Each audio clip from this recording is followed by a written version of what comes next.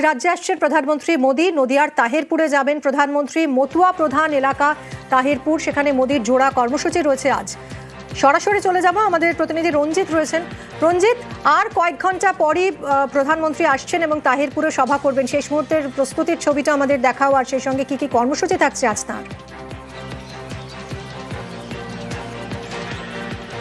তো একেবারে প্রস্তুতি শেষ বলা যেতে পারে। আর কয়েক ঘন্টা অতিক্রম করবে, তারপরেই রাজ্যের তাহিরপুরে, রানাঘাট লোকসভা কেন্দ্রের তাহিরপুরে প্রধানমন্ত্রী নরেন্দ্র মোদী তিনি এখানে আসছেন এবং এখানে দুটি তার কর্মসূচি রয়েছে। একটি সরকারি কর্মসূচি রয়েছে, তারপরেই রয়েছে তার দলীয় একটি কর্মসূচি, যেখানে জনসভা করবেন। তার আগে তো জানি রাখি যে 11টা 15-তে তার যে নির্ধারিত শিডিউল রয়েছে, 11টা 15 তিনি হেলিপ্যাডে নামবেন। সেখান থেকে 1 থেকে 1.5 কিলোমিটার দূরে তার যে সভা মঞ্চ, তার যে সরকারি অনুষ্ঠান মঞ্চ সেখানে করা হয়েছে, এখান থেকে তিনি যাবেন। তারপরে প্রথমেই তিনি সরকারি যে প্রকল্প, একাধিক প্রকল্প, পাশাপাশি তার যে ভিত্তি শিলান্যাস, পাশাপাশি আনুষ্ঠানিক উদ্বোধনও করবেন এখান থেকে। তারপরেই দলীয় কর্মী সমর্থকদের একদম সেখানে দাঁড়িয়ে তিনি সভা মঞ্চে তিনি বক্তব্য রাখবেন। তারপর থেকে এখান থেকে তিনি চলে যাবেন।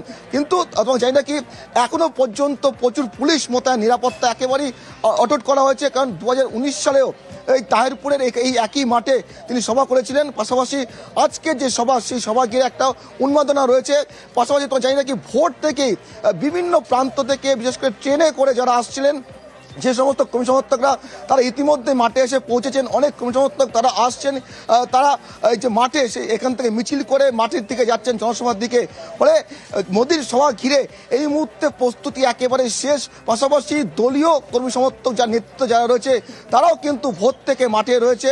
তারাও তাদের যে স্বেচ্ছাসেবক, তারাও কিন্তু বিভিন্ন জায়গায় রয়েছে, যাতে দূরান্ত থেকে যে সমস্ত কর্মী সমর্থকরা আসছে তাদের যাতে কোনো সমস্যা নয়, সেটাও কিন্তু খেয়াল রাখছে দলের পক্ষ থেকে। অন্যদিকে পুলিশি নিরাপত্তা সেটা কিন্তু একেবারে কঠোর করা হয়েছে, কারণ বিভিন্ন জায়গাতে সেখানে নো এন্ট্রি করা হয়েছে। কারণ ভারী যান চলাচল বিভিন্ন জায়গায় নো এন্ট্রি করা হয়েছে, এবং যাতে সুস্থভাবে কর্মী সমর্থক আসতে পারে সেই দিকটা কিন্তু খেয়াল রাখা হয়েছে। একদমই রঞ্জিত, প্রধানমন্ত্রী আসছেন, সুতরাং নিরাপত্তার কড়াকড়ি তো থাকবেই। আর মাত্র কয়েক ঘন্টা এবং তারপরই তাহিরপুরে আসছেন প্রধানমন্ত্রী, জোড়া কর্মসূচি রয়েছে তার। মাননীয় প্রধানমন্ত্রীর এই সভা রানাঘাট থেকে শুরু হচ্ছে, যে রানাঘাট বা দক্ষিণ নদিয়া জেলা হিসাবে আমাদের সংগঠনের অন্যতম শক্তিশালী জায়গা। মাননীয় প্রধানমন্ত্রীর এই সভা আমাদেরকে উদ্বুদ্ধ করবে এবং গোটা পশ্চিমবঙ্গ ব্যাপী এর একটা যে উৎসাহ বা উদ্দীপনা, সেই ওয়েভ বা তরঙ্গ যাবে। এবার পশ্চিমবঙ্গে ডবল ইঞ্জিন সরকার চায় এবং বিকশিত বাংলা তৈরির লক্ষ্য নিয়ে মাননীয় প্রধানমন্ত্রী আসছেন। তার নেতৃত্বে আমরা বিকশিত বাংলা তৈরি করব। আজ মতুয়াগড়ে আসছেন প্রধানমন্ত্রী মোদী। এসআইআর আবহেই রাজ্যে আসছেন প্রধানমন্ত্রী। নদিয়ার তাহিরপুরে সভা করবেন। এসআইআর নিয়ে আতঙ্কে রয়েছে মতুয়াদের একাংশ, এবং এসআইআর নাগরিকত্ব নিয়ে কি বার্তা দেন আজ মোদী, সেদিকেই তাকিয়ে রয়েছে মতুয়া সমাজ। সরাসরি কথা বলবো সুস্মিতার সঙ্গে। সুস্মিতা, সুপ্রিম কোর্ট যেখানে প্রশ্ন তুলেছে যে যদি নাগরিকত্ব না থাকে তাহলে ভোটাধিকার কি করে হবে, সেরকম একটা সময় দাঁড়িয়ে এসআইআর আবহে প্রধানমন্ত্রী আসছেন, এবং এই মুহূর্তে মতুয়াদের নাগরিকত্ব দেওয়া বিজেপির একটা বড় লক্ষ্য বলা যায়। সেখানে প্রধানমন্ত্রী আজ কি বলেন সেদিকেই তাকিয়ে রয়েছে মতুয়ারা, এবং এই যে জায়গাটা বেছে নেওয়া তাহিরপুর, সেটা কতটা তাৎপর্যপূর্ণ, আজকে প্রধানমন্ত্রীর এখানে এই সভা কতটা গুরুত্বপূর্ণ?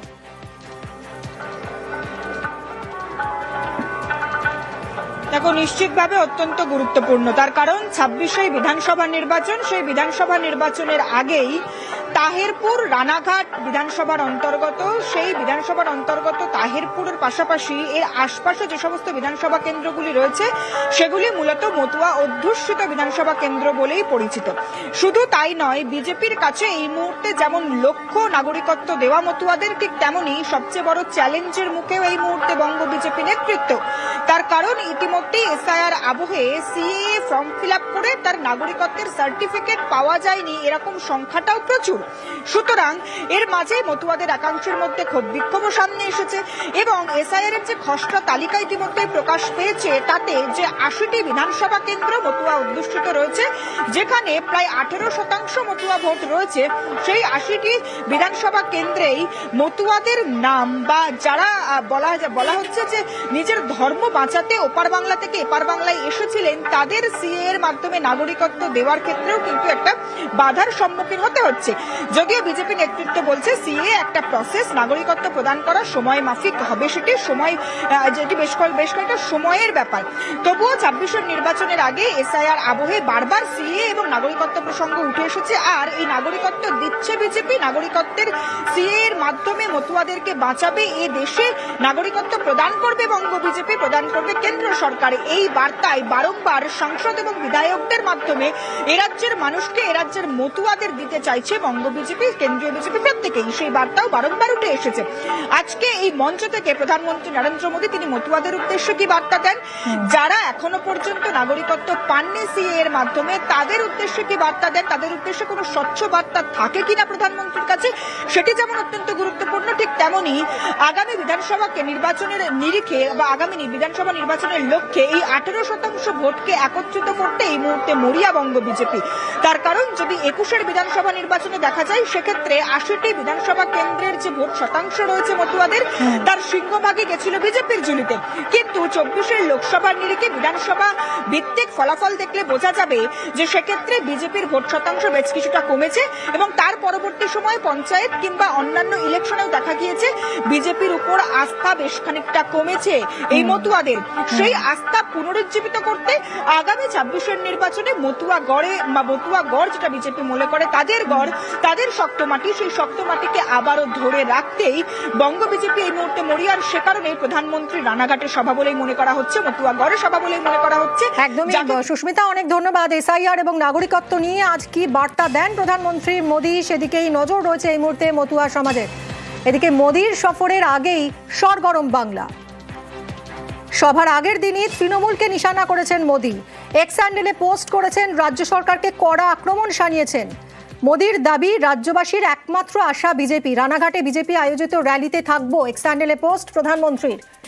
কেন্দ্রীয় সরকারের বিভিন্ন সামাজিক প্রকল্পে পশ্চিমবঙ্গের সাধারণ মানুষ উপকৃত। একই সঙ্গে তৃণমূল সরকারের কুশাসনে মানুষ কষ্টে আছে। তৃণমূলের লুটপাট এবং হুমকি সংস্কৃতি সীমা ছাড়িয়েছে।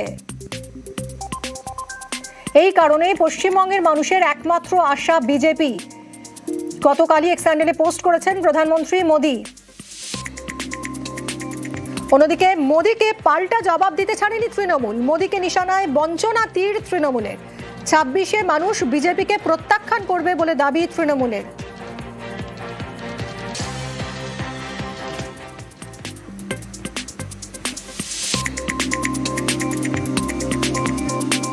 মোদীকে পাল্টা জবাব তৃণমূলের। মোদীকে নিশানায় বঞ্চনা তীর তৃণমূলের।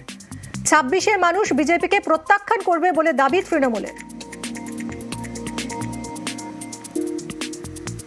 আজ নদিয়ার তাহেরপুরে সভা করবেন প্রধানমন্ত্রী মোদী, আর মোদীর এই সভা নিয়েই শাসক বিরোধী তরজা তুঙ্গে।